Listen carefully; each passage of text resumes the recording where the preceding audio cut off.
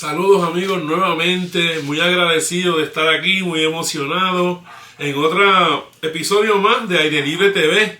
Esta vez tenemos un tema súper interesante. Miren de lo que voy a hablar. Le voy a explicar la norma de ACCT para la resistencia de las líneas de vida horizontales. ¿Qué son las líneas de vida horizontales? Lo que conocemos como la línea de belay, línea de aseguramiento, puede ser una tirolesa, puede ser una línea de belay de algún puente, obstáculo aéreo. Así que, ¿qué dice la norma en cuanto a la fortaleza y cómo calculamos esto, las tensiones, los factores de seguridad? Eso es lo que vamos a hacer, así que ustedes saben lo que voy a hacer. Voy a repartir bacalao ahora. Búscate la libretita, siéntate cómodo, prepara tu mente, que te voy a enseñar cómo funciona esto, qué es lo que dice la norma ACCT, para que pues seas una persona con un poquito más de conocimiento y entienda cómo esto funciona. Así que ready para repartir bacalao y vamos a verlo.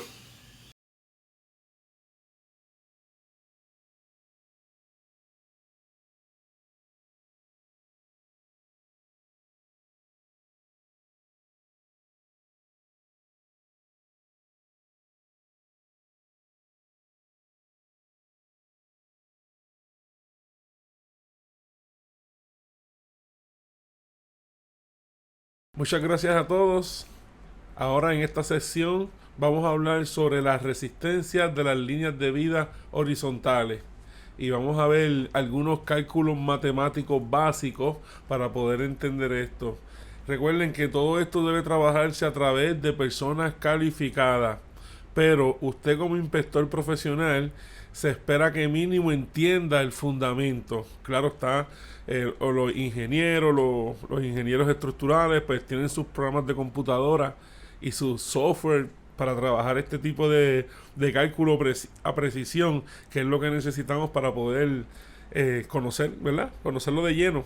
Pero no significa que podamos hacer unos cálculos básicos para poder entender los funcionamientos, las tensiones y los factores de seguridad y todas estas cosas que nos habla la norma. Ya saben que esto es de forma básica, es la forma en como yo lo puedo interpretar, ¿verdad? Para poder exponérselo de una forma sencilla a los inspectores que, claro está, estén comenzando ahora y quieran entender cómo es que funciona esto de la resistencia de las líneas de vida horizontales. Les voy a explicar de una forma básica y a medida que voy explicando también voy integrando el vocabulario y vamos a definirlo, porque como todo, ¿verdad? Hay algunos términos aquí que necesitamos conocer para poder trabajar con esto. Así que vamos a comenzar. Estamos en la norma DDI, exactamente en la letra E2. La letra E2 es la que contiene los sistemas de línea de vida y específicamente estamos en la E.2.3, resistencia de las líneas de vida horizontales, página 20 de la norma nueva ACCT, claro está, la versión en español. Aquí nos dice que la resistencia de las líneas de vida, incluyendo sus terminaciones, los anclajes, los conectores, los sistemas de respaldo, o sea que no me voy a limitar solamente a la línea de vida del cable o de la cuerda, según el caso. Todos sus componentes que ayudan inclusive a anclar y conectar a través de los sistemas, a través de las terminaciones que utilicen, esta línea de vida, todo eso es parte del sistema.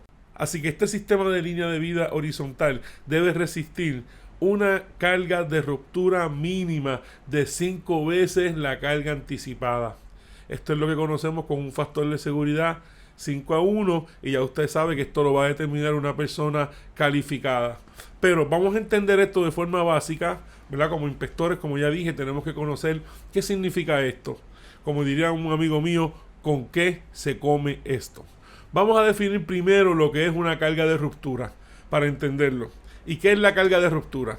¿A qué peso se rompe, por llamarlo de una forma básica, ¿verdad?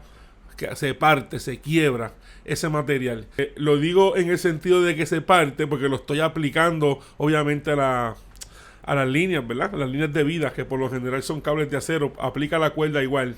Si no menciono la palabra cuerda, pues me disculpan, pero ya doy el reclamo con anterioridad de que la palabra cuerda está incluida, ¿verdad? Porque no todas las tirolesas son con cables de acero. A la carga de ruptura también se le conoce como fuerza última. Ambos términos pueden ser utilizados. En inglés sería el breaking strength, pero también pueden utilizar el ultimate strength. Todo depende del lugar o la localización, pero ambos términos se refieren a lo mismo. Es importante saber que la carga de ruptura es un número, es un cálculo que provee el fabricante. Es importante, eso no es un cálculo que nosotros hacemos, eso es un cálculo que ellos hacen en la fábrica, ellos le aplican la fortaleza máxima y por eso ellos conocen en qué punto quiebra. Claro que esto tiene todo su sistema, fórmulas matemáticas, no es así de simple. Estoy tratando de explicarlo de una forma básica. Ya ellos pueden determinar a cuántas libras de presión ese cable va a quebrar. Esa información viene en la ficha del cable. Esa información viene ya provista por el fabricante. Así que eso es un número que tenemos que tener de la ficha. Si no tienen la ficha, pues hay que comunicarse con la persona, ¿verdad? No podemos estar estimando. Recuerden que un cable de media pulgada, 12 milímetros, 12.7 milímetros, puede tener diferentes cargas de ruptura. No todos los cables de media pulgada tienen la misma carga de ruptura. Eso va a depender de cómo esté fabricado, del material, de muchas razones. Así que no lo pueden dar por sentado. Así que una vez tenemos ese término de carga de ruptura ready, el próximo término que se utiliza en la descripción de la resistencia de las líneas de vida horizontales es carga anticipada. Y es bien importante conocer esto. Esto es lo que en inglés conocemos como el expected load. La carga anticipada se refiere a la carga máxima prevista, ¿ok? ¿Qué nos dice prevista? Que es algo que ya está como planificado, proyectado, ¿ok? De un componente de estructura del sistema, en este caso de la línea de vida. Y este número lo va a determinar una persona calificada de la misma forma. Pero vamos a entender de forma básica a qué se refiere esto. Es la carga que nosotros calculamos, la proyección que nosotros calculamos que pudiera generarse en esa actividad. En este caso estamos hablando de la línea de vida. Así que tenemos que calcular la carga máxima que esa línea de vida pudiera. Es una proyección futura, pudiera. Y eso no incluye solamente el peso de la persona en caso de la tirolesa. Eso incluye también el peso que pudiera generar a causa de aumento en energía, ya sea por un brinco o una caída, que aumente la energía, aumente ese peso y nos aumente los números y esos valores. Todo eso está incluido en esa proyección. También vamos a incluir en ese número, esa proyección, si tiene que lanzarse una segunda persona. Vamos a decir en caso de un rescate. El participante se quedó en la línea, viene una segunda persona. Eso es un peso también que se debe considerar. Inclusive hasta un tercero. Vamos a decir que pudiera haber una situación donde necesite dos guías, ¿verdad? Dos facilitadores trabajar con una persona. Sobre eso hay que proyectarse también. También se proyecta lo que conocemos como el peso vivo y el peso muerto. Por eso es que una persona calificada tiene que proyectar esta posible carga, porque son muchos los factores. El peso vivo, ese peso que está al momento, que puede fluir cuando las personas pasan algún tipo de rama o algo, o nieve que le caiga encima, que le caiga encima del cable, ya eso se considera como un peso muerto. Es algo que está ahí, ¿verdad? Cualquier otro factor que ellos entiendan que puede influir en los posibles pesos que se puedan generar, ese número se calcula y ahí tenemos la carga anticipada. Así que la carga anticipada es producto de muchos factores, de muchas probabilidades, ¿ok? Por eso es algo previsto. Así que ese número es importante conocerlo. Vamos a verlo más adelante de forma matemática, para entenderlo de forma básica, pero que quede claro, es una persona calificada el que debe calcular este número de carga anticipada. Bueno amigos, antes de entrar y calcular algunos elementos básicos de estas resistencias de línea, es importante tomar en consideración que la norma ACCT nos permite tener tirolesas con factores de seguridad menores como 3:1, pero tiene unas exclusiones que también pueden ver en la página 20 de la norma, siempre y cuando sea con línea de vida de más de media pulgada, 12.7 milímetros, y siempre y cuando esto esté endosado, sellado, revisado por un ingeniero licenciado en su país, ¿verdad? Según el país correspondiente, siempre y cuando tenga esas dos requisitos, se pueden construir sistemas de seguridad de líneas horizontales con factor de seguridad 3:1. Si no tenemos ese sello, ese endoso del ingeniero, no podemos utilizar el factor de seguridad 3:1. Tenemos que movernos el factor de seguridad 5:1, como bien estamos explicando y como bien vamos a hacer unos ejemplos ahora para que nuestros amigos y futuros inspectores puedan entender de forma básica cómo calcular los factores de seguridad y otros elementos asociados que vamos a ver ahora a continuación. Vamos a comenzar primero con la carga de ruptura. Como ustedes saben, la carga de ruptura es un número provisto por el fabricante. Aquí podemos ver unos ejemplos de las fichas técnicas de los cables, ¿verdad? Y ahí donde nos ofrece el fabricante la carga de ruptura. Si usted va a inspeccionar un cable y no tiene la ficha técnica, tiene que preguntarle al propietario, al gerente, si no, comunicarse.